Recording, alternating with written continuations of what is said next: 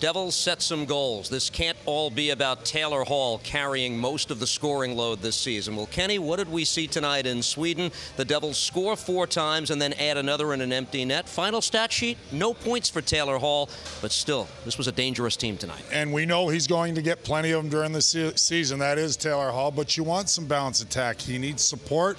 You see 2 goals from Travis Zajac, who we know is always one of the consummate pros and responsible guys in his own end, helping the defenseman out. Very smart, but you need him to chip in. He says he can provide more offense. Big night for him.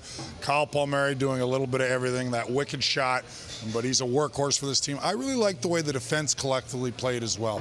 They were sound. They didn't get caught. They played good positionally, got the puck up the forwards with passes, especially from the second period on, where they took it to the Oilers. They used their skill, their speed to their advantage. One of their assets is speed. Well, they're able to wear the Oilers down and create a lot of turnovers in their zone. Good team effort. You can't win them all if you don't win the first one. This was an important 2 points to start the season. Travis Zajac is the longest tenured member of this Devils team, now in his 13th season with the club.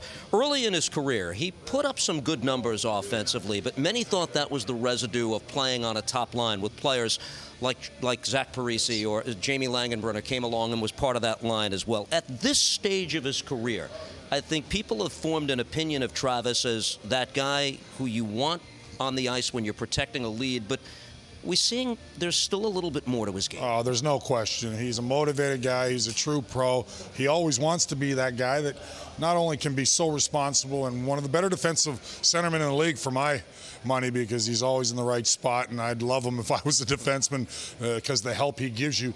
But he's capable of it. He showed some real sweet hands in tight. He wants to produce some offense. He's got a pretty nice line to start with. And Miles Wood, 2 great assists, scored 19 goals last year, but said he wanted to work on his hands. That was evident all training camp and in game 1 of the season where, boy, he showed some pretty nifty hands around the net. Nice backhand pass to Zajac and then picked up another assist on the second one, creating a turnover for Travis. So maybe Miles Wood and Zajac can find that chemistry and have some consistency as line mates as well. Connor McDavid comes off a 108-point season in which he collected his 2nd consecutive Art Ross Trophy as the league's scoring champion. He's going to leave Europe with 2 assists in his season debut, but there's no way he's leaving this arena feeling good. What did the Devils do to keep this something that was largely under wraps against the most dynamic player in the league? And it could have been nerve-wracking, because when you're an elite player like Connor McDavid and won the scoring title the last 2 seasons, the Art Ross Trophy, gets an assist early on in the first period where he was flying on the power play. Devils ran into a little penalty trouble in the first, but they settled down. They didn't unravel after the Oilers tied it up, and that's when a guy like McDavid can really get it going. But they didn't give him an opportunity to get that open space and have the puck in the neutral zone with all kinds of time, because you know players like him are going to make plays, because he can make plays better than anybody at high speed and thinks the game. Still had 2 assists. It's impossible to shut him down completely, but you'll take that on most nights against a Connor McDavid.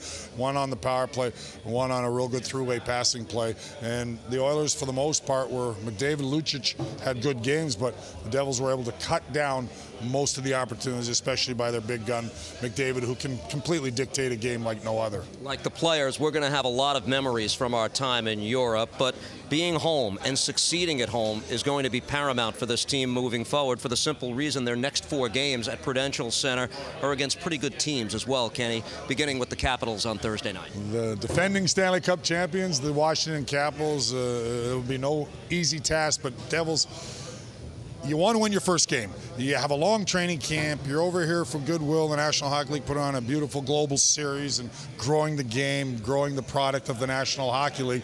As we know, so many great players come from Sweden. But it's about getting a win and feeling good right away. That's what they did. Now they get a little break. They enjoyed their time here and get right back to work. I give Coach Hines a ton of credit. Ray Shua, the general manager, Tom Fitzgerald, the assistant general manager, just being around them this trip, seeing how they handle these guys, seeing how they motivate them, giving them space when you need space, because players need it at times. This can be a long, grueling trip, as fun as it is, and they came. The objective was to get 2 points. They played terrific, but they're going to go right back to work when they get back to New Jersey, and it'll be a fun play ride home. I know that for sure with the victory against the Oilers. We're coming home after a long 11 days away. Devils Caps on Thursday night at The Rock. We'll see you all there.